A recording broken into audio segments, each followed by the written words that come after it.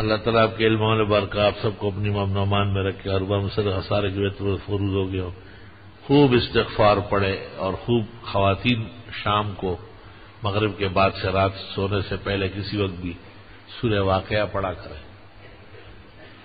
جب عبداللہ بن مسعود سے کوئی کہتا کہ رزق کی تنگی ہے اور معاش میں گرانی ہے تو وہ فرماتے کہ خواتین کو کہے کہ سورہ واقعہ پڑھیں، بہت زیادہ فوائد ہوتے ہیں.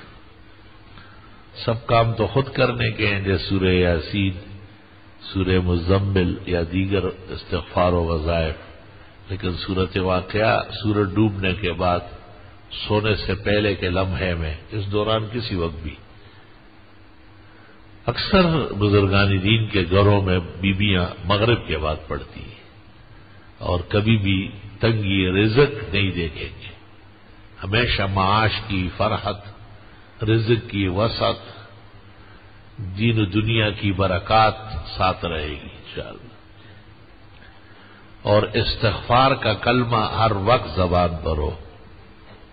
غم چبینی زود استغفار کر، معروف کہتے ہیں غم دیکھنے کے وقت استغفار پڑھو. اور غم بامر خالق آمد کار کن، ہر غم آنے سے پہلے پوچھتا ہے. استغفار والے کے لیے غم صدمے نہیں ہے. جہاں کمی ہو گئی وہاں حادثہ، وہاں تکلیف پیش آ جاتی ہے. کہتے ہیں کہ روزانہ 1000 مرتبہ استغفار پڑھا جائے توجہ سے تو بلائیں اور آفات، شدائد اور مصائب رک جائے گی.